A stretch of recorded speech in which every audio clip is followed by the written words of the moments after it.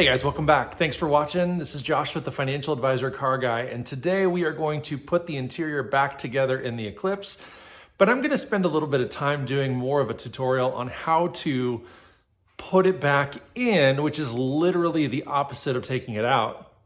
I didn't find great instructions online for taking it out. What I had to do was watch a couple of videos, and I had to watch them most of the way through just to get some instruction as to where the screws and stuff are.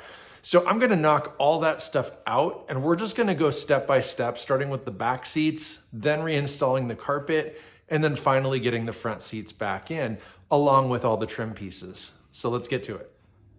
All right, so let's go ahead and get this installation reinstalled. So we're gonna start with the back seat. So if I go in here, and I already have it sort of mocked up, I'm gonna need this. And we're gonna go in here real quick, and you're gonna see the back rest of the back seat. It's sort of propped up there. Now, what I'm gonna do is show you where the two mounting brackets are. Excuse my camera here. There's gonna be one right there, and then another one right down below it on this side. You can see it right here. Those are a 12 millimeter. Let's go ahead and tighten them up.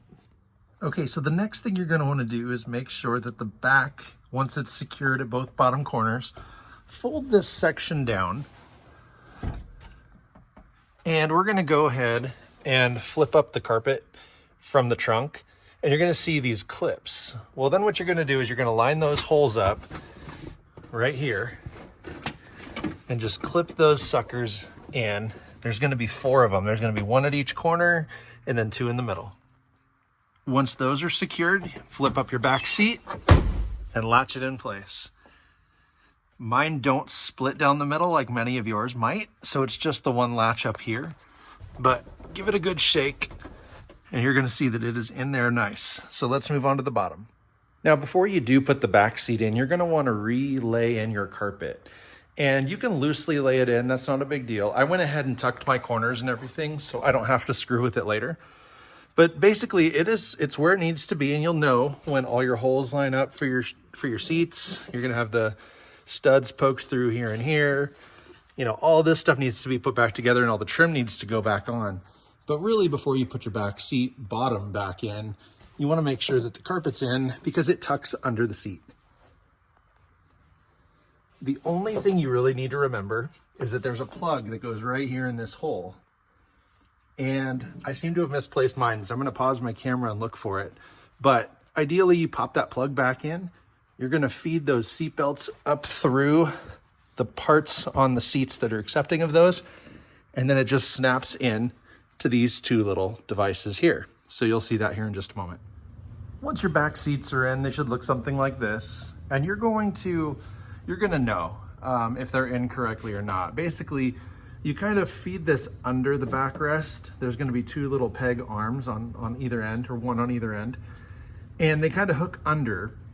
You set the seat down, you pull the seat belt clicker through, and then basically you push hard straight down here and there, and you'll hear it click. And now it's in there super solid, firm, it's not going anyplace. Good as new, perfect to go, back seat's done. I did find the plug for the middle hole, so the carpet's nice and tight right through there. If I hadn't found it, it would be loose and it wouldn't fit as nicely as it does. So now, you know, you can vacuum your carpet one more time. Make sure to pull your harnesses through before you start putting your seats back in. So that's for my seatbelt chime. Now what I'm gonna do is go ahead and reinstall the center console. I need to secure my radio first, and then I'll put the door sills in, get the seat belts reattached, and I'll kind of show you that process as we go. I found it a little bit difficult to hold the camera and get these screws all in, so I went ahead and assembled it, and now I'm gonna show you where each point is. We're gonna go ahead and just start kind of where I left off. So from this camera vantage, here is the seat belt. The lower seat belt attachment is a 17 millimeter. So you'll wanna just get that cranked on as tight as you can, and this remains flexible, so it don't feel like you're gonna pinch that down. Get it as tight as you can. Then you're gonna make sure that each of these clips are in place. That holds the carpet. There's 4 of those along this edge. Then down here we have the gas door and the rear hatch release. So there's a screw right here, and then there's one underneath the hatch release. Then there's this trim piece right here. There's a screw right up there and back right there, which is a Phillips. And that's actually a hard plastic piece that came off, just like the dead pedal here. This piece pops off and there's a bolt underneath there with a Phillips head screw, or I believe it's a 10mm bolt. So you get your choice there, but up there you're gonna need a flathead and just spin that off. Then we come across to this panel, and forgive the fingerprints, the flash picks those up.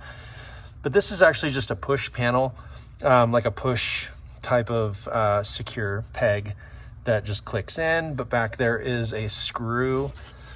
Then we're gonna come forward. There's one screw right here on the back part of the center console.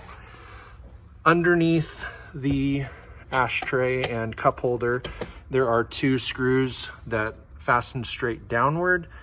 And of course your shift knob is gonna have to come off and get reinstalled there. Then from across you can see we've got another 17mm on the seat belt over there. And I'm gonna run around here. To this side, you've got the same Phillips screw here. Similar panel. Oh, I've got some gapping there I gotta fix. Oop, I didn't notice that, that sucks. But anyway, there's a screw here and another one back there.